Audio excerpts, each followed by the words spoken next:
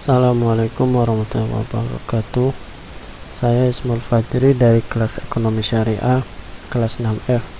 Saya ingin mempresentasikan tugas makalah kami yang berjudul Organisasi Internasional, dengan beranggotaan yang pertama ada Kamiluddin, yang kedua Ismail Fajri, yang ketiga Khalifatun Nisa, yang keempat Fajrin Ayu Kirana.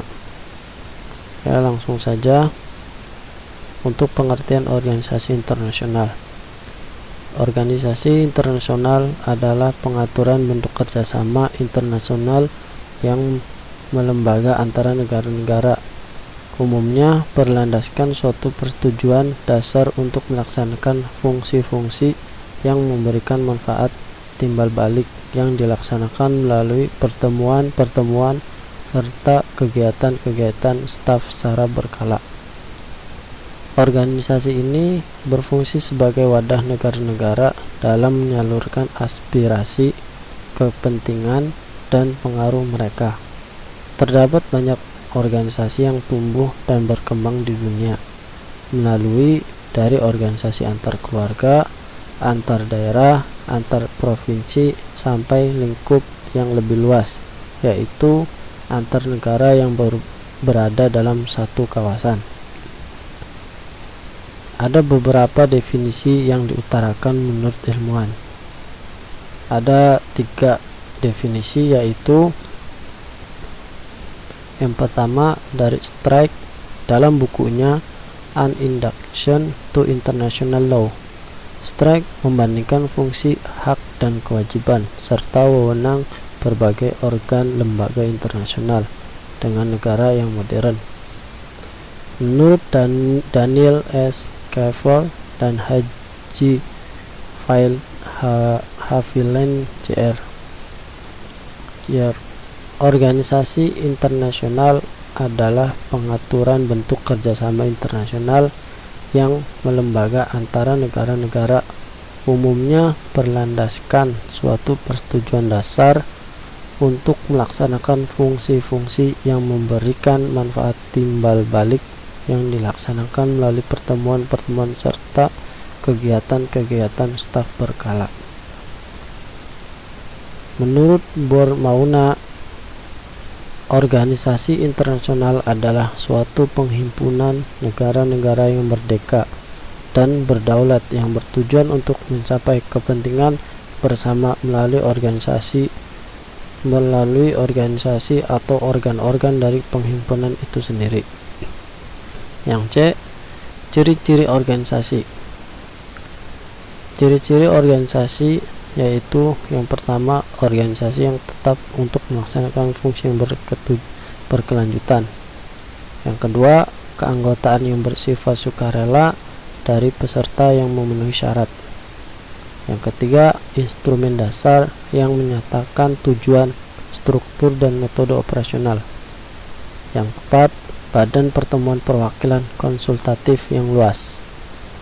Yang kelima, sekretariat tetap untuk melanjutkan fungsi administrasi, penelitian, dan informasi secara berkelanjutan.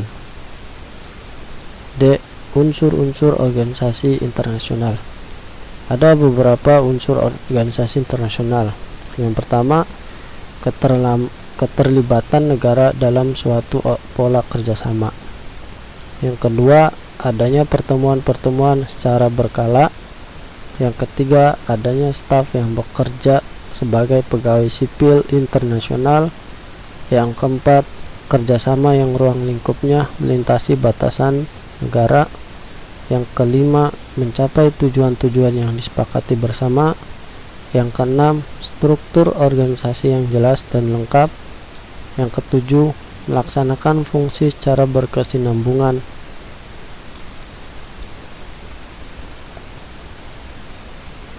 Yang E, klasifikasi organisasi internasional.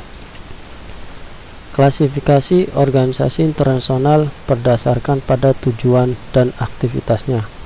Dapat kita lihat dari beberapa hubungan sebagai berikut. Yang satu, organisasi yang bertujuan mendorong hubungan kooperatif di antara anggotanya yang tidak sedang dalam konflik negara. Yang kedua, organisasi yang bertujuan untuk menurunkan tingkat konflik di antara negara anggota dengan jalan menjalankan konflik atau prevention konflik. Yang ketiga, organisasi dengan tujuan menciptakan atau memproduksi confrontation di antara anggota yang berbeda pendapat. Yang F, secara terperinci pergolongan organisasi internasional ada bermacam-macam menurut segi tinjauan berdasarkan 8 hal, yaitu sebagai berikut. Yang pertama, kegiatan administrasi.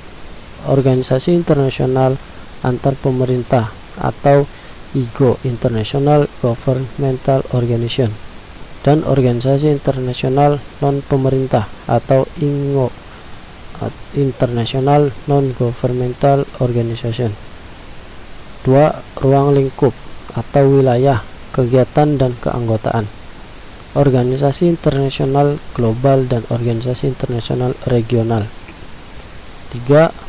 Bidang kegiatan atau operasional organisasi seperti ekonomi, lingkungan hidup, pertambangan, perdagangan internasional, dan seterusnya. 4. Tujuan dan luas bidang kegiatan organisasi internasional umum dan organisasi internasional khusus. 5. Ruang lingkup wilayah dan bidang kegiatan, yaitu ada global atau umum, global khusus, regional atau sampai umum, regional sampai khusus. 7. Bentuk dan pola kerjasama. Kerjasama pertahanan sampai keamanan atau collective security yang biasanya disebut institutionalis alliance, dan kerjasama fungsional. 6. Menurut taraf kewenangan kekuasaan organisasi supranasional atau supranasional organisasi dan organisasi kerjasama. 8. Fungsi organisasi. Fungsi organisasi itu dibagi 3, ada organisasi politik, organisasi administrasi, organisasi peradilan. Organisasi politik yaitu organisasi yang di dalamnya kegiatannya menyangkut masalah-masalah politik dalam hubungan internasional. Kedua, organisasi administratif yaitu organisasi yang sepenuhnya hanya melaksanakan kegiatan teknis secara administratif.